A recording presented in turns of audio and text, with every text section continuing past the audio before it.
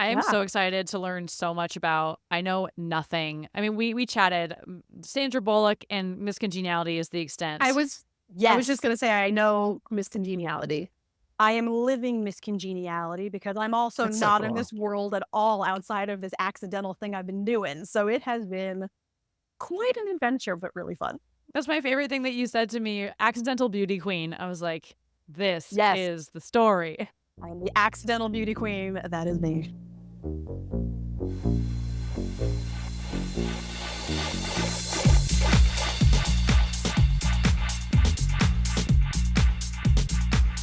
Welcome, Amelia Meyers Rosenbach, to the chronic community. We are so excited to have you. And we were trying to write out your multi-hyphenates before. We were like, okay, Amelia Meyers, mom, pageant queen, actor, singer, dancer, Crohn's advocate.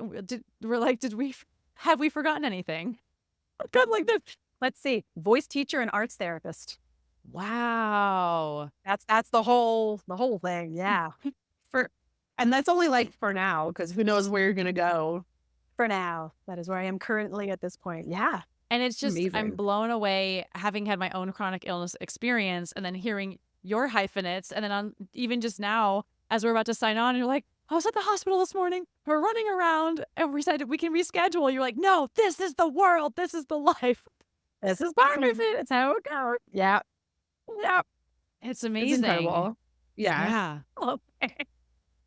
So, Amelia, thank you so much, like Meg said, for being here with us today and to tell your whole story to our chronic community. Where can we start with your whole journey? Ooh, we'll go from the very beginning. So I was officially diagnosed with Crohn's disease when I was 17, but symptoms started before that. And you just kind of wrote them off, ignored them. I didn't want to bother anybody. I didn't want to burden anybody. I knew something wasn't quite right when I was about 14. I'd always had a finicky stomach. You know, some kids are allergic to things. My incredible mother, there are 4 siblings. I have 3 brothers, and each one of us Wow. were allergic to completely different things growing up. So she had to read the labels of everything back in the grocery store in the Wow. 80s before people Knew did what it second things nature were. like we all do now. Yes. So we were all kind of to the clean eating and trying to do this way before a lot of other people were. Wow. And now being a mom of 2, I think back of my mom, she used to make, I mean, she was the best cook, but she would also make things to make sure it was safe for Seth to eat. Or this one's a dish that Amelia can eat, or this one's a dish that Ivan can eat, Wow. on top of everything else she would do. She was just incredible. But I just figured, finicky tummy, Ashkenazi Jew, we have sensitive tummies. Just you didn't think much of it. Well, it was Uh, also like probably at the time, right? Because I'm gluten free and my mom and I talk about it all the time that this was so not a thing when any of us were growing up. right. Not at all. This So, wasn't on anyone's radar yet. It wasn't right. really even a thing. And when I was 14, it started getting bad. I felt sick all the time. My stomach was always off. It always hurt. But I was an honor student. I was in every single play and musical you could What a imagine. surprise, Amelia. I was going to say, like, she started as a multi-hyphenate. Well, She yeah, what are keeps your the what multi-hyphenate I cards. did all back then, the magical choir, all the fun stuff. And I would just pop Imodium. I didn't even realize how much I was doing it. Oh I was my doing it 2 and God. 3 times a day. Just pop Imodium, get through my day. And it hit a point when I was 17 where I went, something's wrong. Something's really wrong. I went to my parents. I explained it. They went, you could have come to us sooner. You can talk to us about anything. And again, I didn't want to bother anybody. I just didn't think anything of it. But it became debilitating. And we had to have my first colonoscopy then. And that's when we found it. That's when we found Crohn's disease. I was Wow. 17 years old. Yeah. Wow. And Yeah. because I was saving my research because I was like, I want Amelia to tell me what this is. But we hear Crohn's thrown around more often now, but to me, I still have no concept of what that really is and why you think you mentioned a little taboo. I mean, just out of the gate, what is Crohn's disease? So as a whole, so there's IBD, Mhm. right? Anyone who has tummy issues, irritable bowel syndrome and disease, anything like that, where people just have upset tummies. Then there are different levels that go up and up, from ulcers to colitis. Crohn's, I call the big bad brother. It's way up top. It is the infection in your intestines. It depends on where it is. It causes bleeding. It causes insane inflammation, and it can get serious enough where it needs to be removed, and you live with a bag. So you don't even, Wow. then you have to empty Right. that if it gets to that point. I know people who have had their colon completely removed. Wow. I know people who have had surgery where they then have to piece their intestines back together. Talk about trying to recover from something traumatic like that. But it is, think of the worst tummy conditions you can think of and then multiply it by Just 1,000. smush them together and turn That's on the gross. fire. Oh my Yes, gosh. it's not fun. And I think part of the extreme frustration about it is you can do everything right and still have a flare out of nowhere. Mm. So you can That's be so doing really frustrating. well and then bam. But over the years, I've learned lots of ways to help it. Of course, diet plays a huge part. Medications, when they work. Oh boy, if I had a saga with that, well, we can talk about that too. But yeah, no, it is the worst tummy things you can think of exemplified. Wow. Yeah. Wow. I actually, this is it's a question I had wanted to ask more towards the end, but actually I want to push it up to the front because I think it's a fun way to really segue into, you've had this wild experience of living with this while having a major acting career.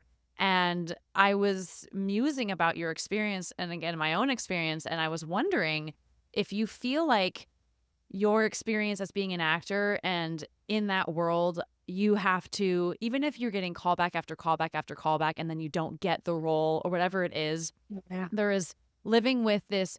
I have to give everything and have high expectations, but also know that it might not go my way. And Oh, and yes. often it doesn't go our way. Do you feel like maybe that experience helped you with your Crohn's experience of being able to have high levels of high expectation and hope and still live with big disappointment? That is the neatest analogy. 1000% yes.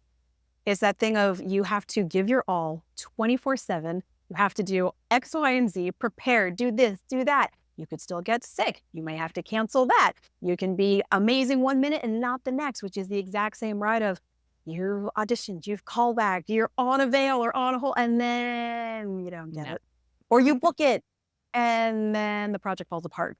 Or Mm. you shoot it and then your part winds up on the cutting room floor. There are so many aspects to that. Absolutely. It's a wild parallel of like mental emotional fortitude as the world is going around Yes. you. The roller coaster, you're just constantly on it. And sometimes you go, can I please get off this roller coaster? Yes. Yes. I don't know if we want to segue from there. I don't know if we can make maybe some sort of bridge because, like, from when you got diagnosed, but you were in high school, and Yes. then from there, I assume you probably can continue the acting and performing aspect of your life even after high school. I'm saying in between from where your career took off. Oh, as well. yes. Oh, yes. No, Mhm. for sure. There's actually a funny little anecdote I can put in. When I was coming out of anesthesia from the colonoscopy, because I was under 18, so my mom was in the room with me, of course, in recovery, and they briefly thought I was having a seizure. This is going to sound serious, and then it gets really funny really fast. I promise this is so funny. It gets really funny. They were like, oh my gosh, what's going on? And my leg was doing something and my arm was doing something and something was being weird. And the nurse was getting nervous and she was bringing the anesthesiologist and they were bringing everything in. And then I was getting more and more into it. And my mom watched what was going on. I was currently in a production of Pippin and I was the choreographer and I was doing choreography that I was doing in the moment that I had to teach the next day. And my body was automatically starting to do it while I was waking up. And my mom looked at them and they went, no. This is a dance routine she's teaching tomorrow at rehearsal. This is I'm not. dying. That's amazing. It's When not a are you seizure, it's a dance It's routine. 5, Seizure? 6, 7, She's- 8. Yep. Oh my God. Talk about dedication to your craft. Like, Oh my as Hey, you're in I the was going in, colonoscopy. the bossy arms were starting, the leg was going. I was teaching a rather large routine the next day. And that's where my brain went when I was waking up from anesthesia was, Oh my what are God. the counts? Oh, I'm going to change something up. I'm teaching it tomorrow. And I actually remember thinking that when I was waking up going, I don't like that 8 count. I'm switching it out. And that was what I was doing when I came to from Wow. Oh my God. And not only like dedication to your craft, but just like having work on the brain all the time. It kind of just seems like who All you the time. always are. Yep. From way back then. That's just the way it was. And then it stayed with me. We got the diagnosis and had to go through rounds of trial and error with different medications. And this was back before you could just look up online and see what the side effects of medicines were. Oh, wow. I was having the wackiest reactions. And I was with these doctors. I had to go through multiple doctors until you found someone who believed you and Ugh. trusted you. I'm sure in your chronic experience, you've experienced that too. You're not listened to or believed because it's not necessarily textbook. And that is Yeah. one of the most confusing parts of chronic is it's not textbook. There's Yeah. nothing textbook about it. And someone who has the disease can have a very different experience than you, can react to one drug that you react poorly to that works for them. It is not one size fits all at all. So I had to go Right. through rounds of different medicines, and then they make you stay on it for a certain amount of time for transitional purposes. And I was getting more and more sick, causing other things to happen. Pentasa made my hair fall out. Oh, Asacol was God. giving me drug-induced lupus. It was just one thing after another until I found Remicade. I found a doctor who was incredible. I was 19, so we're 2 years in at this point. I was going to ask, you're so young going through this. It was a wild experience. I didn't tell anybody outside of maybe my best 2 friends. I didn't Wow. want that. You're a teenager, you're just starting to date, you're getting ready to go to college. That's just not something you want broadcast. Yeah. Right. And And we've talked about that. We've talked about that as well with Meg. Like, you don't always want to tell people that, like, you're the sick girl. right. You just don't want that to be part of your title, part of where, your one of your identifier. hyphenates? That's just not what you want. Not one of the hyphenates. Not You yet. you don't want that. Not quite yet. So we started with Remicade, which for me was the miracle drug. I call it the miracle drug. I went from 24 inches of infection that they thought they were going to have to cut out to it looking like I was not sick. Oh, Wow. God. It was unbelievable. From one colonoscopy to the next with Remicade, this was after 6 months on Remicade. The doctor was like, I can't believe what I'm seeing. I would not have thought you had Crohn's disease based on this. And it was the miracle drug. The catch was it was an infusion at the hospital every 6 weeks, 6 to Wow. 8 weeks, depending. But we really stayed on that 6 week. And you had to be in the same room with all the patients getting chemo. Wow. So talk about a mind trip of you become friendly with these people. You're going through Yeah. this experience together. You check in every 6 weeks. You're seeing how things are. You have real connections with some people. Other people, you're just kind of supportive, camaraderie people. And then you come in one day and someone's chair is empty because they've lost their battle. That who you've been used to having your treatment with. And Wow. it hits you like a ton of bricks and also does a weird thing in your brain of how sick am I? Because it's very different when you were with a cancer patient going through chemotherapy versus you with Remicade. It is different, but it's also classified similarly for the insurance. The hospital puts you in the same place and it makes you go, could that be me? And your mind can go to a dark place really fast. And when I was 19, 20, 21, 22, this was every 6 weeks for me. And then I moved to Los Angeles. Luckily, Oh my gosh. I had enough family weddings and bar mitzvahs that first year where legit I could just tie my Remicade infusions around it. So I never got a chance to get homesick because I would just pop in for a family Oh. wedding and do my Remicade. Pop in Wow. for a bar mitzvah, do my Remicade. Oh, see, I was gonna Uh, ask, like, the decision to move and maybe, like, figuring it out there, but it sounds like you just kept coming home for I it. That kept was it. always the I plan. figured my doctor, once I found my doctor, Dr. Levy, I will forever be eternally grateful to you. We just wanted to stick together. We found something that worked. I trusted him, Yeah. which we can talk about that too. Him, when you're a young woman with Crohn's disease, my father suggested I went to him when I was 17. I said, no, I was embarrassed. I didn't want to talk to a guy about this. It was this whole thing. Right. Took me 2.5 years to finally be like, okay, let's go to him. And it was the best decision I ever made. We were on the same team. He was my advocate. We worked really well together. And so he Amazing. went, I've got you. Go to LA. I'm always a phone call away. It's all good. Wow. So that's how it worked for a long time until it didn't. Oh no. Oh, no. Commercial break. Until it didn't. Very Wow. few, a low percentage of people can develop the antibody to make the drug no longer effective. Oh, my God. Wow. You're like, guess how special I am? No. She's the top of the class at everything. Antibodies. Yes, that is what I go big or go home. That is something my mom has always said. Well, here we go. So yes, I was one of the very few who, unfortunately, it became ineffective and I started having symptoms and flares were happening. And at this point, I was already on General Hospital and I was auditioning and I was like, I cannot Wow. be sick. I cannot afford to not go to work. I cannot be that girl to be like, I'm sick, I can't come in today. No. So I started popping them again. When I knew I was going to set, I would just pop through. I wouldn't eat anything at craft surfaces because I knew it would make me sick. And I would just plow through the day and go Yeah. home and collapse. And it was unsustainable. It wasn't gonna work. So Dr. Levy went, all right, there are a couple options we can do. There is a new drug called 6-MP that now Crohn's disease patients are able to use. It's easier. It's a pill you take every day. Now, I should preface this. I should back up. Anytime you were going in for Remicade treatment, it was a 3-day prep. A prednisone burst, that's fun. You had to hydrate a certain amount. There was Tylenol you had to do at certain times of day. You had to prep your body every time there was an infusion. Wow. So he was like, and prednisone, I don't know if you guys have much I was experience with gonna ask, prednisone. what did that do for you as someone who's on camera? Especially prednisone can be so like Can make you puff. Yeah. puffy and It irritable. can make you irritable. You're already on set in Uh, Hollywood. Talk about like ooh. trying to keep your stuff together, and now you're on like Keep your prednisone. cool. Prednisone. My husband always jokes with me because I'm not a coffee drinker. I never have been. I'd go into these sets at 4 a.m. and be like, good thing. They'd be like, how are you awake? Like, how are you chipper? Well, when I was on prednisone, We're like Royce.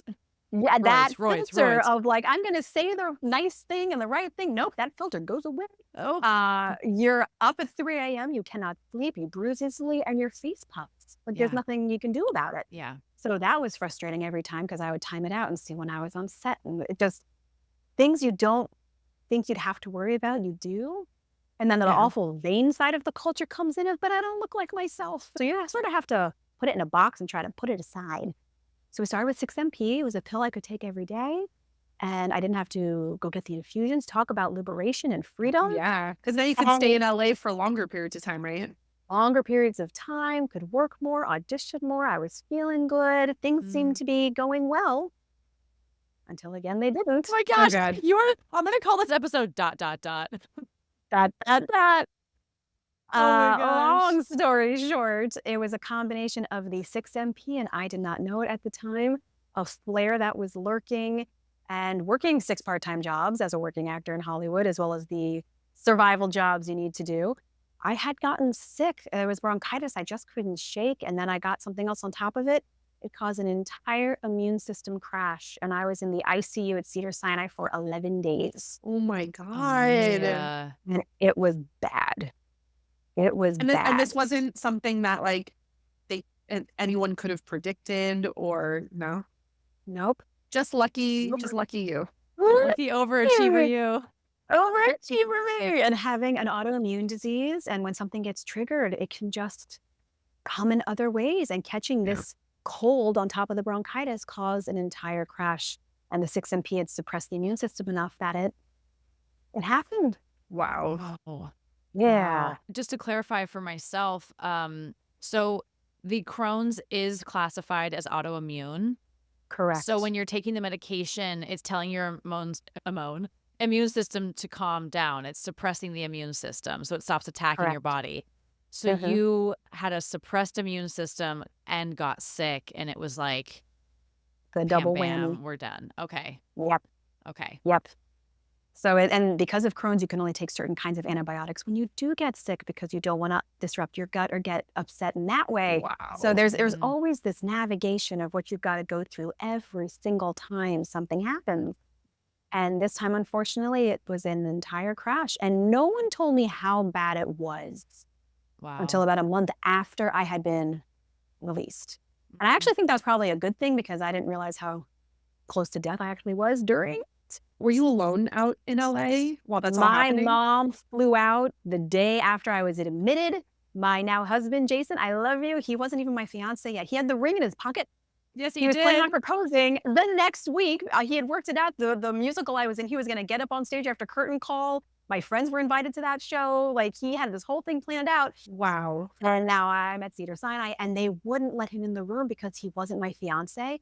So when I My had to have this God. spinal tap procedure done, all these, Oh my he got God. shooed out of the room. He couldn't stand and hold my hand because he wasn't family yet.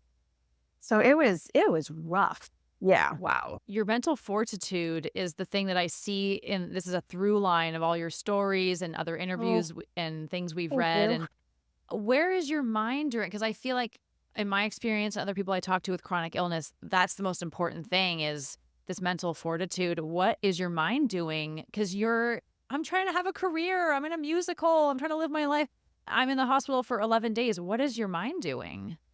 It can go dark so fast and you can get really blue. And one thing that I learned that I now advocate for is when you are feeling blue, when you are feeling upset, when things are too overwhelming, have the feelings, let it happen, let it out. Because for a long time, I held it in, everything's fine, and that can cause you to crash even more. That can put more stress on your body.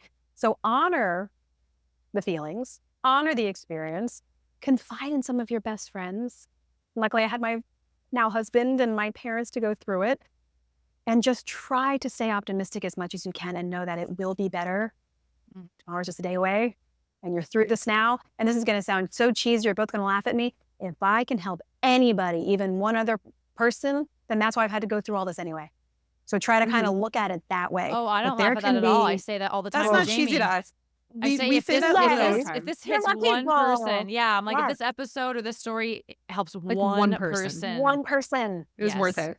Then it's 1000% worth it. Yes. And you have to find little things that can pull you out of it, whether it's putting on your favorite movie and snuggling up with your favorite blanket or coloring, or for me, it's sitting at my piano, writing a song. That's my therapy, is just get it out on the piano. But you got to find little things in order to let it come out, or it can just eat you alive and your mind can go dark really fast. I was just going to add that we've talked about this and other friends too, that just with the emotional thing, I think there's a lot of like fear with, I don't want to let myself feel bad because you're scared how long it's going to last. But realistically, if you just let yourself cry, it's over in like a few seconds and you feel so much better. And you're like, oh, bad actually. Yep. And like I you did think you're learn going to that. cry for days. And you don't. I did once. And that was after the effect of what happened in 2012 actually hit when we were planning our wedding. It all kind of started hitting right around the wedding. Delayed trauma wave. The delayed trauma wave. I would look at my husband and be like, so I'm remembering this happened. And he would stop what he was doing and go, you remember this now? Do you need to talk about it? Oh my gosh. And I looked at him and was like, what do you know? That's intense. That I don't know. Like, what did you witness that week or that 11 days that I did not? Things would come back to me in dreams. Things would come back in the moment. Something would happen that would flash something. It would trigger like a legitimate trauma response. And I had no idea if this was something I had imagined or occurred. And this opened this weird, dark, depressed, blue state that I had never truly experienced before. Wow. And it lasted for a few months. Wow. I didn't trust my body to go to a dance class. I didn't trust my body to go on a hike. I didn't know if it was going to give out on me again. And instead of this renewed, I've had a second chance at life, here we are, and the normal Amelia reaction, I went into a little hole. I became a little hermit and I didn't leave my house.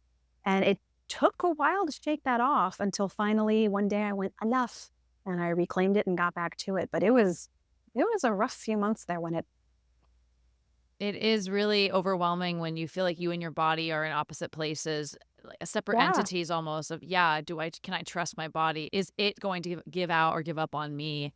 And we do kind of, it's very painful, and it's a really trapped place to live in. So trapped. And you have to learn how to retrust yourself. Food, retrust food and make it your friend again. God. I mean, it's a whole, it is wild. And on top of that, now I'm navigating being a newlywed in Hollywood. Still working. Yeah. Like layers upon layers. And you're still closeted at this point, right? You were not telling people. 1000% still closeted. Yes. Only my best friend's inner circle knew about Crohn's disease. Katie McGuire, I'll love you forever. My roommate at the time when the crash happened, I don't run fever, and I had 104.1 that wouldn't break. And it happened around 1 a.m. And at 4:30, I called my mom, because East Coast, it was 7:30. She went, wake up your roommate. You need to go to the hospital. And I left a note on her door that said, hi, if you happen to wake up to go to the bathroom or get a glass of water, would you please come knock on my door? What's wrong with us as performers? What is wrong with us? We're like, I'm just going to bleed through this and I have to be like on my mark, and here we go. And about an hour later, Katie knocked on the door and she was like, are you serious? Get in the car. Like, what are you? Just shaking and you. Ask for help. She was like, get in the car. I am here. And I thought they were just going to break my fever and send me home. And that is when this entire thing happened. So, wow. Yeah. Were you not Wild. fully conscious? Is that why things had a delay on trauma? Were you weren't The fully? last 4 days, I was not fully with it. Not at all. And the doctor said to my mom one night, she may not make the night. And that is when I woke up the next morning and there was my dad standing at the foot of my bed. And I remember actually having the thought of, what? It was like, oh, like my daddy's here. Like my family and I were like this. And then I had the immediate thought of, wait, my dad's here. How serious is this? Like, Right. am I in Maryland? Is he in LA? Like, wait, what happened? And yeah, my fever broke the day he got there, actually, that night. It was day 9 and my fever broke. And so my dad went, see, she just needed her dad. Like, he still says that to this day. She just needed That's her so dad. sweet. Wow. It was so sweet. And then it was all of that coming back. Those last 72 hours, very hazy, very fuzzy, wasn't fully conscious. Organs were shutting down one by one. I did not know this again until about a month after being released. And it got really close. There is a level of your white blood cell count where if it dips below a certain point, you're medically no longer alive. And I was below that mark the entire last day and a half I was there. Whoa. Just And hanging again, out in different no one- realms. In different, can I share something wacky? Yeah. Okay. Of course. I got up to go to the bathroom, right? And I had been hooked up to all these machines. They had to put a PICC line in me because there was just so much going on. Like I was attached to so many different things. And I got up and I went to go to the bathroom. I remember thinking, oh, this is much easier to go than it had been previously. I turn around. I swear I saw myself in the bed with my mom on one side and my husband on the other. And I legitimately had the thought of, can't be good. That is the exact thought that I had. I don't remember what happened right after that, but I had that. I didn't panic, but it was this weird, like, that's different. it's different. Yeah, I don't think that's supposed to be going on. I had a full-on conversation with my dead aunt, who Wow. my daughter Lila, her middle name is Carol, named for my aunt Carol. I Like don't you remember what the saw her? conversation was. She was in the room, and I just looked at her like, What up, girl? hi. What are you doing here? That's Like, so what the hell? wild. It was Wow. wild. She had passed away 4 years before that. I wish I remembered the conversation. I don't remember the conversation at all. I don't know if that was a dream, Mm. if it actually happened, if, like you said, Meg, was I in some weird other realm? I have no idea. But wacky things like that would all start coming back to me Mm. later. I used to love horror movies. You guys, I used to love you horror and movies. My Jamie. husband and I love Oh. horror movies. loved. The creepier the better. Nope. Psychological thrillers, possession. I Nope. love this stuff. I can't watch them now. And I trace Wow. it back to 2012. Wow. Yeah. I cannot watch them now. I don't know what happened, what I Mhm. experienced that I'm not remembering. I've thought about going to deep hypnosis to find it out. And then every time I chicken out and I'm like, Do I want to know? I don't know. Do I need know. that Like, back in my life? I don't know. Like, I don't know. And no, like I can't watch scary movies anymore. And that's something my husband and I used to do all the time. And Yeah. every now and then he's like, you want to watch this new, like, demonic? I'm like, nope, love you. Thank you. No, enjoy that. Do you think Yeah. it's more like the whole hospital experience or more or being sick experience or like the out of body part of it that led to that? Do you think? I think it's a combination, but Yeah. probably more so the out of body and what I'm not recalling during that entire window. Mm. But I have a really beautiful story to back end it with. So when I Yes. was getting ready to give birth to my first daughter, the labor and delivery wing is in the exact same wing as the ICU. We had to take the same elevators up. We had to go right past the hall where it all went down. And when we went in Whoa. for the tour, I had this crazy like grip in my heart. I And this have happened 6 chills. years later when I gave birth to Lila in 2018. Jason, neither of us realized it. We went in, we parked, we went up for the tour, and then realized where we were. And both of us, we were holding hands. And I'm surprised we didn't like sever off each other's Crunch fingers. We were bones. both squeezing so hard when we realized where we were. And he went, are you okay? Like, do you need to take a beat? And I was like, you know what? I think I'm okay. We went upstairs, had the tour, did a little Lamaze breathing class, and left. And then I broke down in the car. I broke down in the car. And Jason and I framed it as, you know what? We're going to completely turn this around. I was We just get gonna to say. wait. Yes. I almost died here, and now I'm about to deliver our daughter and bring in life. Like, talk about the Right. most insane full circle thing. I love that. But it was I have chills saying it now. Like I even know, now, I'm it makes me literally, go, I'm so whoa. goosebumped up right now because it's the So thank beauty you for that. of Yeah, the experience of, yeah, from death to life. that's And allowed. And they happen down the hall, in the same building, in bizarre. the same spaces, and it's a mind trip. Was there a part of you before you got pregnant that was maybe concerned that with your condition you wouldn't be able to have, I don't know if that's associated with the Terrified. illness. Terrified. So Mm. there is a huge correlation. You get pregnant and you have Crohn's disease. You could get a flare during pregnancy because your whole body is trying to protect this baby. Sure. At the same time, your body could attack the baby thinking it's a foreign object and you can miscarry. Huge correlation of that, as well as if you have a really good pregnancy, massive chance you're going to have a huge flare after birth during your postpartum period. I have had 2 pregnancies and 2 births, knock on everything. I did not have a flare after either one. Wow. Hell Yeah. yeah. Wow. So, and I think part of that was finding the medication I'm on currently, Okay. completely changing my diet. I mean, everything that I've been doing to try to help out. But it was, yeah, there was such fear going into it. And part of the Crohn's support group, which I will talk about later, I'm going to be doing a second one specifically for women with Crohn's disease who are pregnant, because that's a whole nother level of Yeah. support that people need. I can't even imagine. I can't It's imagine wild. going into that, knowing that, and just being like, I'm going to be a warrior in this I'm gonna body. be a warrior. I'm going to create this baby, grow this baby, birth the baby, and body, you're just going to go along for the ride and we're going to do it. But it is completely a roller coaster. Yeah. Wow. So 2012 was the near-death ICU experience. Then you were Yeah. like back to life. What was the Here we go. Here we go. what was the trigger or the inspiration for you to come out about your illness? And because I know it's so scary, especially when you're a performer, you're, "Oh, will I get hired now? Will people trust me to be able to have full days Yes. on set?" I know all that was going through you. So how did you make that decision? 1,000%. And any performer, I mean, any individual, but specifically performers who have chronic, all understand that you don't want to accidentally be discriminated against and not Exactly. given the job because you can't be relied on, or Mhm. be that, oh, here comes so-and-so, she can't eat this at craft service. Like, you just don't want any of that stigma surrounding you. Oh, I live with that fear So every day.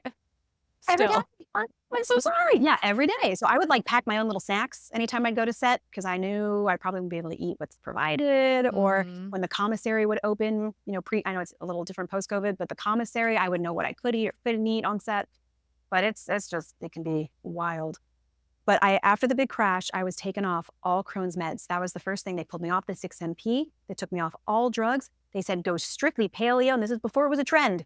I did paleo way before it was You're trendy. so ahead of the trends. I was ahead of the trend. And my version's a little different. Now it is much more trendy. The version I do is a little more medical.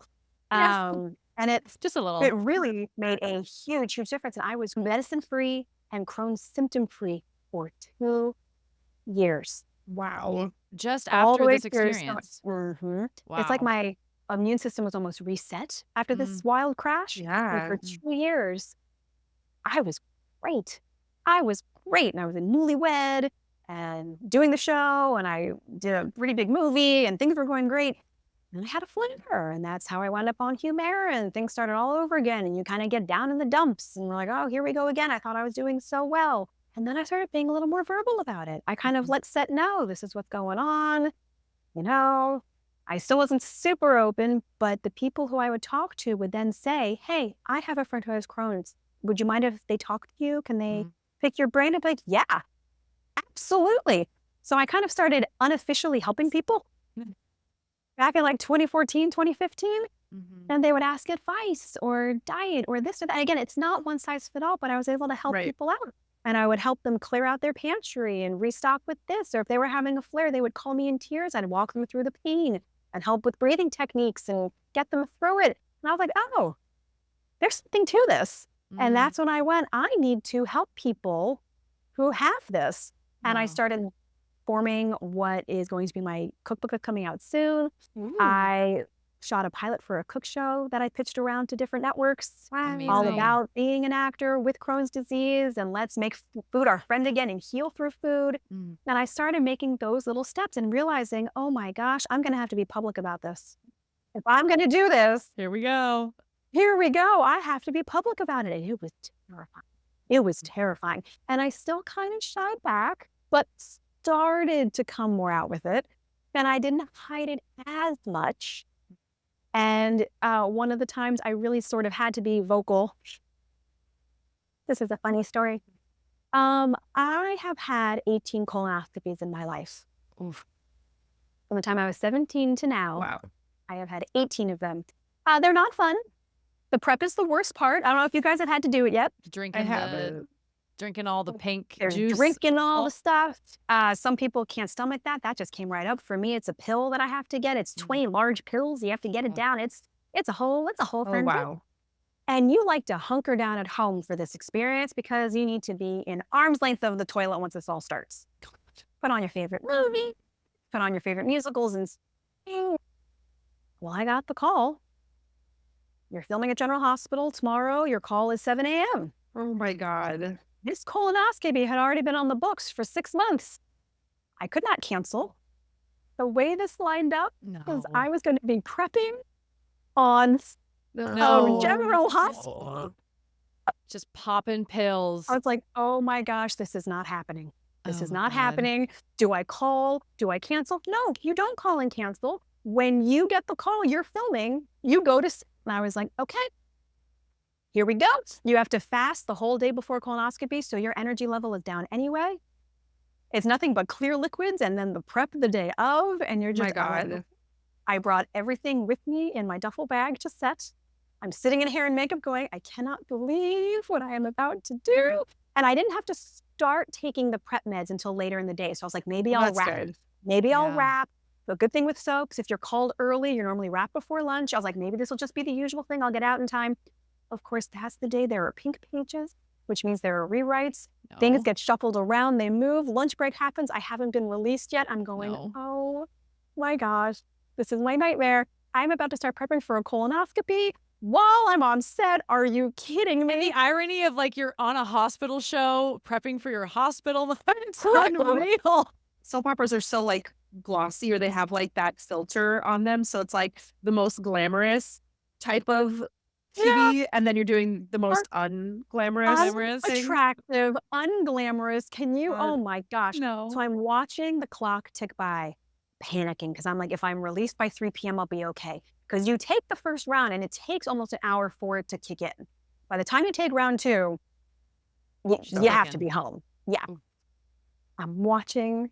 It's like going in slow motion, but it's happening. I'm like, no, no, no. And I had to take round 1 while I was there. I was like, oh my gosh, oh my gosh. Got released, thank goodness, just in time. And I made it home within moments of the entire process beginning, and it wound up being okay. But Wow. I had to take the first 8 pills, chug it, and then just wait for it to start while on set. While I And was be doing my on for your scenes. and be on for the no, scenes and not unbelievable. drop a line, not to, yeah. Unreal. It was fun. If you Oh can my do God. that. You can do anything, literally. Do anything. Oh my God. But I was Do gonna say, anything. Meg and I can totally relate because we've both been in production for quite some time. And it's just so wild, this industry of you give everything you have to the industry, to the job. You don't Yep. say no. I feel like so many people who aren't in the industry don't really realize like you're paid for 12. You are there for upwards of 12 hours every single day. And if you don't feel good, if you have stuff going on, it's like, well, literally tough shit. You just keep going. Like, You just keep going. Literally tough Yeah. shit. Oh my God. Wow. So it Uh. was kind of after that point when I told the show, and they could not believe that I had started a prep. They went, we would have switched days. Like, are you kidding? like things after the fact, but yeah, right. Well, I didn't want to be a nuisance. I don't want to be a burden or bothersome or make it be because of me that something switched. Yeah. But that's when I told production. Mhm. And then I started advocating for it a little bit more and a little bit more. And then I went full public when the accidental beauty queen stuff went down. Yes. so- I cannot wait. I can't wait. please tell us how that all came to be. The Yes, pageant. this is the wildest, unexpected adventure I never saw coming. COVID hit. So I was on the soap opera. I became pregnant. I got called out somehow on a random fan forum. They were like, is Amelia pregnant? I was like, how in the world would you know this? They went, you normally put her in more tighter fitting clothing and she's carrying things in front of herself. I got a call being Oh, like, the you've been tell. found out. Carrying The things. tell, it happened. They're out there on Reddit like, we see it, we know. I was like, what? So they were wonderful and wrote on the pregnancy. I got to work till I was 38 and a half weeks pregnant. Wow. I love And that. it was great. And my husband got to be my birthing partner in all these fun little scenes. So we got to do about 8 episodes together, which was really fun. That's wild. Then I had a baby, and 6 weeks later, they're like, you coming back? I went, no. I have given you 11 years of my life. I am so happy in mommy world right now. I went full mom world. Wow. And it was beautiful and incredible. And I was just getting ready to come back and was trying to make the leap from daytime to prime time, indie films to larger films. I was really about to make that push. And COVID hit. And as it did with everybody, it turned everyone's world completely upside down.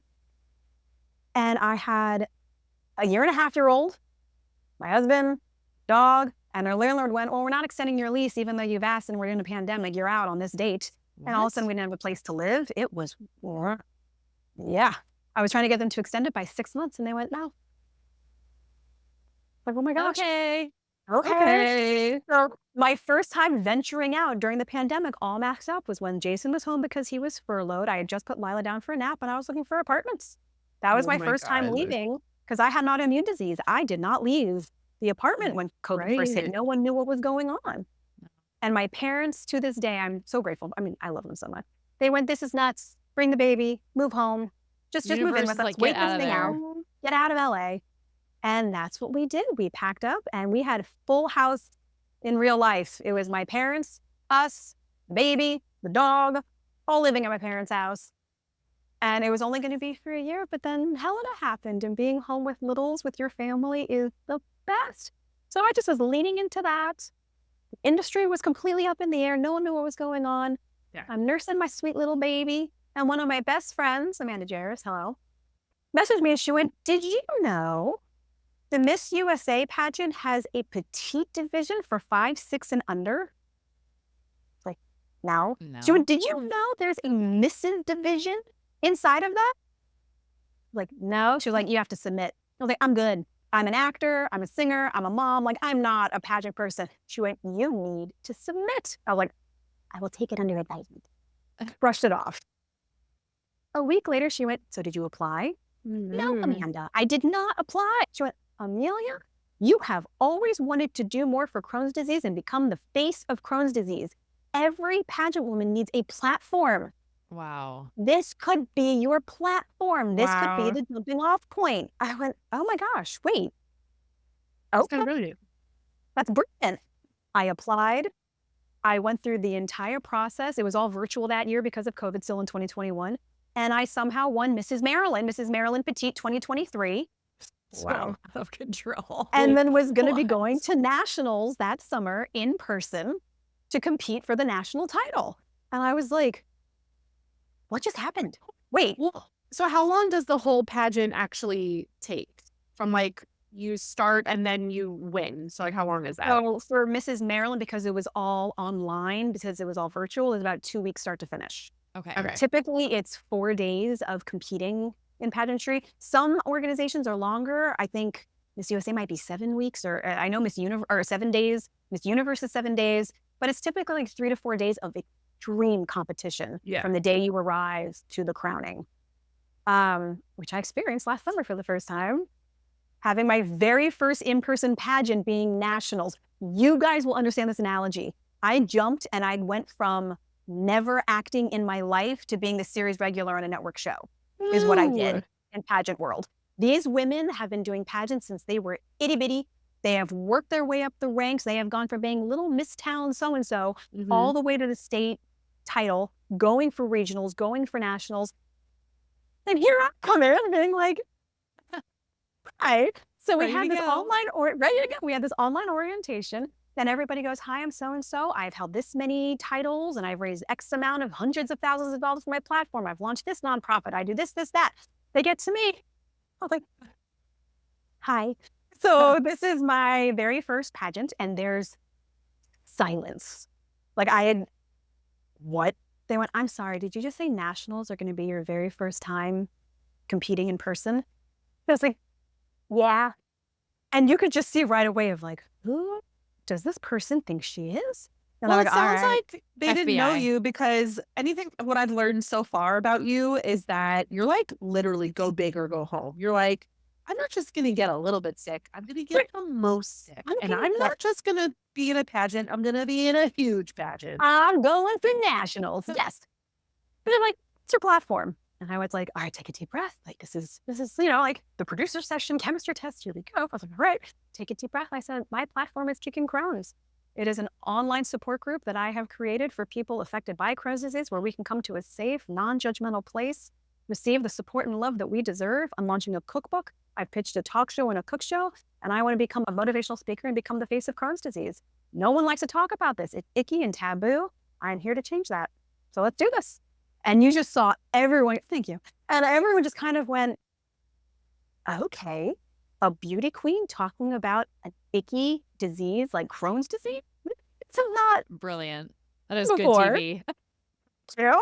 And here we are. So I went to nationals. I competed. It was the wildest experience, half exactly stereotypical what you would expect, and half a life-changing, incredible experience where I met phenomenal women, all legitimately trying to change the world. And this is where I Wow. sound like Sandra Bullock. Like, oh yes, I used to be one of those people who Really had do weird want things world to say about peace? pageant. What world? These people are phenomenal. Wow. And I've made some incredible friends. I am now Mrs. East Coast Petite 2024, going back for that national title in Chicago this summer to be Mrs. Petite USA. Let's go. Well, it's incredible. Wild. But yes, I'm kind of in a different category. I'm not the typical pageant woman. And I am forever grateful to it because it's how I've launched Kickin Crohn's. If this is how the talk show and the cookbook and becoming the face of Crohn's disease really takes off, that's great. I just never thought it would happen through pageantry. Ever. It's the most But, like, random. So It's great. And my But, like- daughters love it. Oh, my daughters love it. They want to wear my crown all the sure. time. They want to try on my dresses all the time. Lila tells her friends, my mom is the queen of Maryland. She's now the queen That's of the entire East Coast. I'm hysterical. princess of Maryland. I'm like, you are. It's just Yes, really you funny are. because then her friends will be like, what are you talking? Oh my God. So not only are you living Miss Congeniality, but technically you're also Julie Andrews because you can also sing and your Princess Diary. All the Yes, dreams. sort of all wrapped up in one. I will Wow. take that. Wait, do you have Yeah. any crowns? Do you have Yeah. crowns Oh, yes. laying Oh, yes. around? Here she is. It is bigger than your face. It's It's bigger so than your head. sparkly. The Petite USA crown is huge. It's not petite. Which I was going to say the irony of we that. find really funny because we're petite women. Is it so heavy? It's got a nice weight to it. It's not super heavy, but yes, it has a, you're wearing it when you're wearing it. You Which look is so which is naturally- wonderful. Princess Diary. Yeah. Yeah, the wave. And the sash, I have the Mrs. Maryland 2023, but this is my current sash. I'll unroll it here. This Wow. is Petite USA. Are these things This that they is- have you wear when you're doing press events for kind of anything Crohn's or Yes. pageant related? All of my appearances that I do, I'm wearing this. Depending on the event, I'll do the crown or not. But any public speaking that I do, any events, it was the giant Take Steps walk last Saturday for the Crohn's and Colitis Foundation. I've Right. officially partnered with them, and I spoke right before it began. I was in my sash and crown, in my T-shirt with the girls on my hips. So that was fun. But yes, no, I get to wear that all over town. That's To amazing. the grocery Yeah. store, to Whole Foods. I should wear it to the grocery store and Whole Foods. That would be real. I Those should wear it to discounts. preschool pickup. It I should looks just like wear it it goes all. with everything. It goes with It everything. does. It does. It matches every single outfit. It's super fun. Wow. So Um, how does that work with the platform other than being visible on TV because of the actual pageant? How is it that being a little miss becomes such a platform for your Crohn's awareness? That's an excellent question. So you want to be able to be seen, and so that's why everything is online. And it launched during COVID, Okay. so being able to do it online was easy. It's kickincrohns.com. You can hop on. There's a blog. There's a little area to support to join the support group on there. And Okay. you hop on, and we log on, and we meet every single week together, and we talk and discuss. And then I had to reach out to the local news outlets, and I had to do all these other things to try to promoted and get out there. When you're at the state level, you have to do all of your appearances. You have to be the one to curate them. Oh, wow. And you have to do 2 appearances a month as part of your contract. So you have to be the one to make the work, make the appearances, create the impact. So when you're going for the national title, they've already seen the groundwork you've laid, so they can trust you with the national title. Wow. I would have always thought it was kind of distributed to you, but the fact that you're, I mean, gosh, talk about another parallel with your acting career. It's like build it yourself. Build it yourself. It is another full-time job on top of everything else that you do. And then when you win the national title, they do some of the appearances for you, but you still have to keep it going and build your own platform. Wow. I was just going to ask, you created Kickin Crohn's and you just keep creating and building all these, support things and just like groups and honestly just anything to help others. But where does the drive to keep creating and starting organizations and things like, where does that come from? From my mom, I would have to say. I mean, she is the most optimistic, upbeat, go-getter person. My father built his incredible business from the ground up. So I have that entrepreneurial spirit from them and the staying positive. It comes from my mom and my dad. And then once you own it and you step into it and you go public with it and go, this is me. I like to say we have this disease, but it does not define us. And once you admit it and you accept it, it gives you the drive to go, where else can I take this? What else can I create? Where else can I push? Who else can I help? And now I have a legacy I want to leave, and I want to show my girls you can do anything you put your mind to, no matter how wacky, whether you want to be in the movies, whether you want to be a marine biologist like my 5-year-old keeps saying, whether you want to be a beauty queen who has a global impact by winning a universal title, which if I were to win this national title, that's what's next is universal. Rachel Betterly, shout out to you, the current Mrs. who won last year, just won Universal Petite. Very proud of her. Wow. So you have the opportunity to take this on a global scale. And it makes you go, it's bigger than you. It's bigger than you. And you can leave behind a legacy and make a difference. And once you truly embrace that, that fear, that shell of holding yourself back falls away. And you go, all right, let's do this. I love that this reframe of the pageantry being the engine for your mission, and that it really flips it on its head of what we as the public assume pageantry to be. And you're living this, in my world, this Buddhist concept of turning our karma into our mission. So turning whatever our struggles are into the impact we're going to have. And like you're saying, when you were able to come out of the closet, when you were able to just keep expanding your life, it was always, I'm going to be able to impact more and more people. And that just being like the juice. And I think that's such an encouraging thing to share with people of, when it stops being your private suffering and you can really maybe inspire someone, it just opens up your life. It opens it up and you're not alone. I think that's You're the not biggest alone. thing too. You're not. There are so many people with a variety of chronic illnesses, but even something as specific as Crohn's disease. You're not alone. And when you come out, you get reached out to. Oh, I have it too. My mom has it. My mom's best friend has it. Oh, so-and-so has it. And it's this community. And we can all kind of help and support each other through it. Yeah. Meg and I were actually just talking about that recently. Just the fact that like sharing is hard, right? Because you're not sure who you're trusting it with, and you are worried about maybe how people will view you and judgment and all that. But I think that kind of sounds like we've all experienced that. You share and you are suddenly met with people who are like, oh my God, me too, had no idea. And it really creates connection rather than like the stuff you were afraid of. It does. It does. And I think part of that fear, I mean, as bold and as much I want to be like, I've got this, I'm in control and we're going to change the world. I don't think that fear ever fully goes away.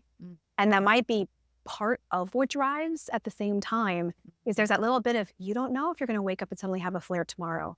You don't know if everything can flip like that. And it's just there and it's always there. But instead of hiding from it and being scared and curling up, you use it to empower and ignite and move forward and keep going. It just switches. And that's the biggest parallel from being so scared after my near-death experience to now. The fear is always there. Now it's tenfold. I have 2 children. Everything is for them. I can't let anything happen to me because it will directly affect them. And part of that has to do with self-care, which I'm horrible at. I'm sure lots of people are. I'm so bad at it, taking time for me, actually Yeah. doing what I need to do for myself. But when it comes to having kids, you have to be the best version of yourself in order to be the best you for them. Yeah. And it does reframe things when you've only gotten 2 hours of sleep for 6 months straight because they're both in insane sleep regressions. And it's just, it's all Wow. part of the name. Oh my God. But it's just moving through it.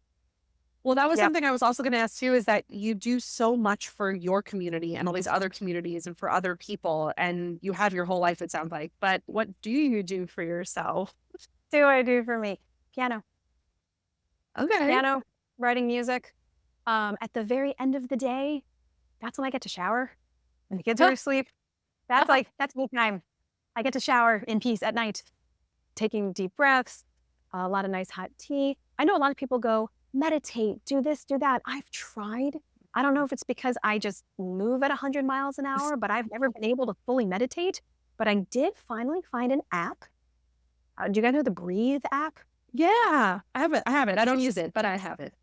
Every night when I'm going to sleep, there's this very specific one, and it's just a breathing thing and soothing in, and I kind of do that.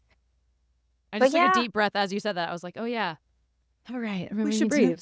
I should breathe. That's right. Different. And this is what I do for my students. Right. I'm a singing teacher and an arts therapist. I teach people how to soothe themselves with their breath. And then I don't do it for myself. I'm like, let's take a little the your own cobbler's advice shoes. here. Right. So doing that for sure. Mhm. And one thing, and I am so excited to actually be getting back into it. I'm a dancer and I haven't danced in years.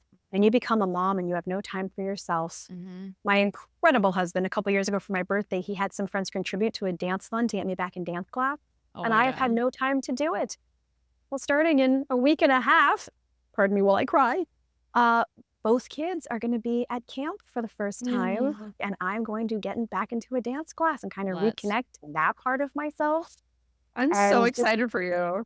Me too. I am so excited I love too. that. And just getting that back. Also, as a camp kid myself, I'm also excited for your children, but I'm also excited So for you. excited. My parents sent me to camp my whole life, and then they would be like, bye, we're going to the beach all day. They'd be like 5 feet. Yeah. This is for us, not for you. Yeah, right. Lila's going Wow. to be there all day. She's about to finish kindergarten, but this will be Helena's sort of getting ready for preschool because we'll be in preschool in the fall from 9 to 12. So this will be camp, the same hours of, wow, away Right. from mommy for the first time all the time. Me going, what am I going to do with myself? Wait. Wait, these 10,000 Have things. that I- Breathe. Have fun. You guys are all going to have I such a can- fun yeah. summer. Yeah. And prep Yeah. for nationals. I mean, they're in 7 weeks. I'm getting into crunch time here. So a lot of that will be pageant prep. 1000%. Yeah. And the 1000%. dancing can like getting connected to your body. Cause that was just like one little last Yeah. thing I was thinking about of when you are at war at times with your body, when it's flaring or there's pain, whatever it is. And like from in my experience, trying to find pleasure in a body that hurts. And it's like Yeah. not being able to dance but when we can dance or when we can do anything to connect back to our bodies and be like, oh, this thing can feel good, like massaging my arm. Such a dumb example, Right. but you What's find some like example? finding how do I find pleasure in this painful body. And so like you going and being able to dance, even if like I don't know if there is pain going on, but how you've been able to find, or even when you're having to be in those tight gowns and things like that, like how you're able to Yeah. override or redirect, how you're able to be okay in your body. I'm curious. Be okay with your body. Accept that it's where you are in any given day. Mm-hmm. Yes, like you said in pageantry, it's like going on the red carpet and you're in this insane, tight, revealing gown and you're bloated because you're in the middle of a flare and you feel awful and there are cameras everywhere. Yeah. Of course, it's going to affect you mentally, just like when it's Nationals Week. Woo-wee. Yeah, you have so much you have to wear and you got to just be in it, but also honor where you are that day in your body in that moment. Be grateful for your body and everything that it's doing in that moment that day. Yes. And I think that might be one thing of getting older that actually may be a good thing, Yeah. is it doesn't affect you quite the same way as it did when you were younger. It still does, don't get me wrong. But it's a little bit like, oh, yeah, okay, let's still go on stage and do it. We still got to do the thing, as opposed to Right. being like, oh my gosh, I'm all self-conscious and I don't feel like me. And that's still there to a degree, but it's different. And it's about being present and accepting where you are in your journey on that day and connecting to your body and not disassociate, which is what happened to me in 2012. And it took a long time to bring that back Use together. it back. Yeah. That's so Yeah. encouraging. I think Yeah. for anyone, not Cool. even if you're in an illness, I think just especially for women, but anyone, it's like wherever your body is at, can you change your relationship to it in that moment so that you're In not that moment. suffering? Yeah. Yes. And honor that. And then there are all these juggling pieces of mom, actor, wife, pageant queen, Her multi-hyphenates. We're back to all it. the things, all that stuff. And then in November, I got the opportunity to go to New York and audition for the lead of a new Broadway show. Come on. And I was like, okay. Add a new here hyphenate, we Broadway. go, Broadway right? star. I mean, that's on the to-do list. It's on there. But I was like, oh, here we go. And you guys, I kid you not, for the first time ever, I had imposter syndrome. Wow. The night before going to New York, I think I had a panic attack. I'd never Mm. fully had one before. I could not catch my breath. I was having such mommy guilt of leaving the girls overnight for 2 nights. What right do I have to pursue this dream that I've had forever? I haven't auditioned for musical theater since before Lila was born. And I'd never auditioned at this tier. They were bringing me straight to producers. Whoa. I didn't know that It's until I just was in the so room. not normal. There I am at Wow. 500 8th Avenue. I'm at Pearl Studios, where it No. happens in New York. Yeah. And you go in and you forget. Every musical theater is so warm and inviting. They're all saying, break a leg, hey, blah, blah, blah, you're up in this studio. I was like, okay. And I go in, it's the choreographer of Book of Mormon. It is like the music director, but I am in the Casual. room with the people. And I was like, here we go. All right, let's do this. I can do this. Let's get Okay, back but- to it. Again, par for the course for you. It's like, I'm not just going to audition for a Broadway show. We're going to, everyone's in the room all the It's same so time. Yeah, just do it. I took the Van Crank Moose it. bus. I kissed my girls goodbye. Lila gave me one of her tiaras for good luck. And up to New Oh York my I went. I gosh. got off on 7th Avenue with my duffel. I hadn't been alone in New York 3 City in a bags, decade. $2, 1 me. I was like, okay, here we go. And though I didn't book it, I did hear from the director they just had to go another direction. But he said what a wonderful experience it was. And now I'm on their radar. And it just made me go, gosh, you can do it. Yeah. You can do it. Sometimes you Yeah. take the scenic route. Yeah. Yes, an illness can stop you for a little while. Becoming a mother can stop you for a little while. But you can find all the pieces and bring it back together. Yeah. I And was going to just go for it. yeah, I get almost emotional hearing this experience from you because you said briefly, well, who am I to leave my kids and all that? But once again, just like the pageantry platform, I mean, to imagine you with all you've been through to be in a Broadway show, 8 shows a week, making it happen. I mean, Whew. that feels so unbelievable to me with where I've been in my illness, and to see you do that, you know, like you're just, it's one more platform of saying, look what you can do despite all Inspiring. these. It's so Thank you. inspiring. And I can't wait till we're at your Broadway show. Yeah. Thank you. High How fun kicking, will that high kicking be? crowns. Right? Right? Ooh. Kickin Crohn's the musical. I'm here for it. I'm so here for I mean, it. you said to write at night. I'm just saying. I do.